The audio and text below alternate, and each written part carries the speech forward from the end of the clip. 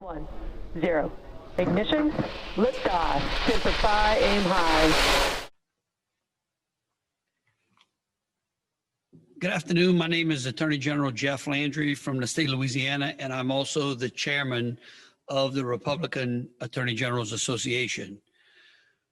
We have constantly reminded the American people that we represent and stand up for the rule of law.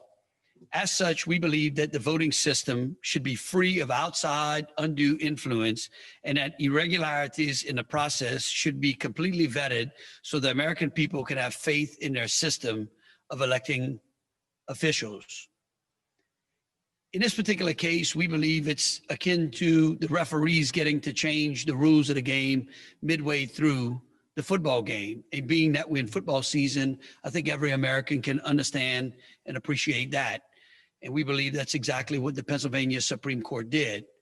The referees, which are the judges, don't get to write the rules. That's the legislature. And unfortunately here, we believe that the Pennsylvania Supreme Court did exactly that by rewriting the law.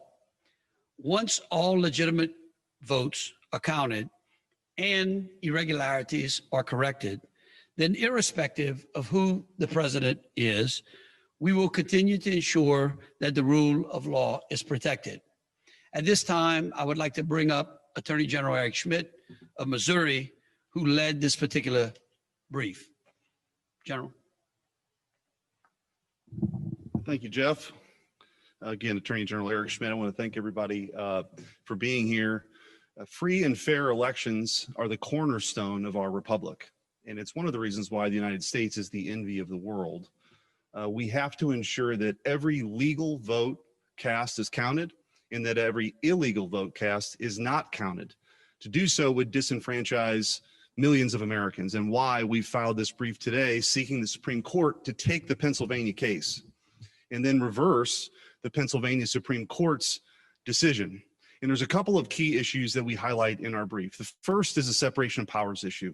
Under the election clauses of the United States Constitution, the power is specifically granted to state legislatures to direct time, place, and manner frameworks for their state's elections. That happened in Pennsylvania. And after a lot of deliberation and a lot of debate, the Pennsylvania General Assembly expanded mail-in voting options, but made very clear as an important safeguard that all ballots should be received on election day. The Pennsylvania Supreme Court rewrote that law. And so as the court overstepped their bounds and encroached on the legislature's authority, that's one of the issues we bring up. How did they do that? Well, they created an overtime.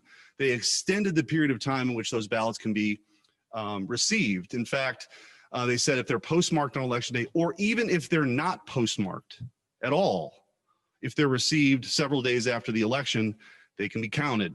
We believe that this is a violation of a very important principle of federalism and our separation of powers, that they overstep their bounds. The second is election integrity in its broadest sense, that we have to maintain, people have to have confidence in their elections.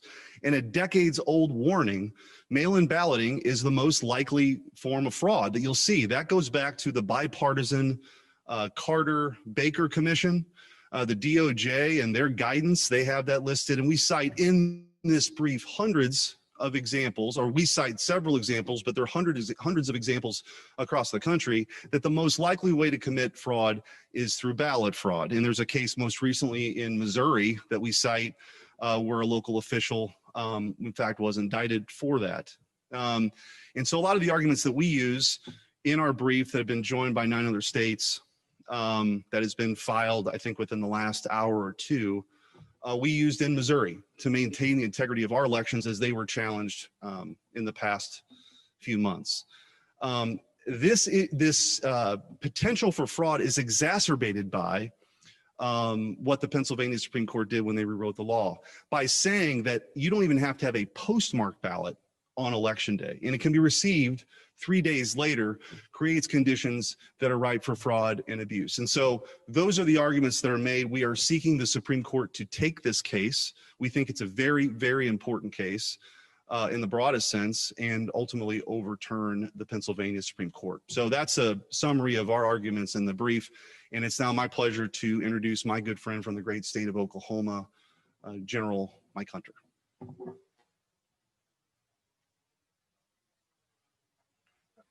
Thank you, General Schmidt. The actions by the Pennsylvania Supreme Court are one of the most breathtaking abuses of judicial authority that I've seen in my 4+ years as Attorney General.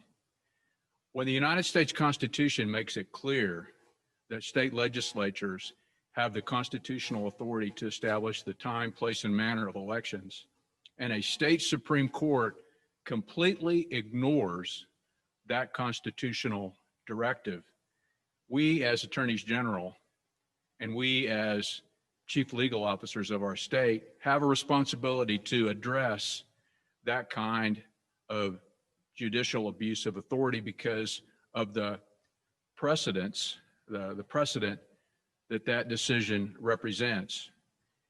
It can affect the outcome of elections, not only in Pennsylvania, but national elections. So as General Schmidt and General Landry have said, the court's attempt to literally rewrite the statute and apply the most amorphous standards for the means in which individuals can mail in their ballots. No attention to the verification of postmarks. In fact, one of the things the Pennsylvania Supreme Court did was provide a presumption that any ballot that they received that's received within this time frame was legitimately postmarked before Election Day.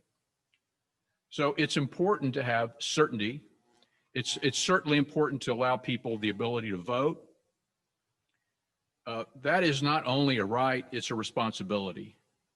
And so to ignore the fact that you're potentially diluting the votes of people who responsibly, thoughtfully, and faithfully ensured that their votes were either cast in person or cast by mail in a fashion that ensured the ballot was going to be received by Election Day is not only bad law, it's bad policy.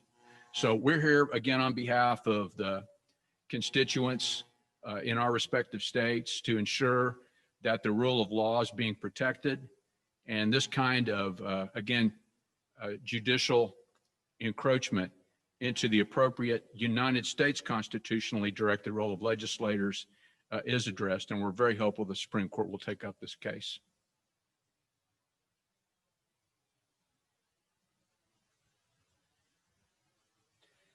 Thank you all. I think we're going to open it up for questions right now. A few questions.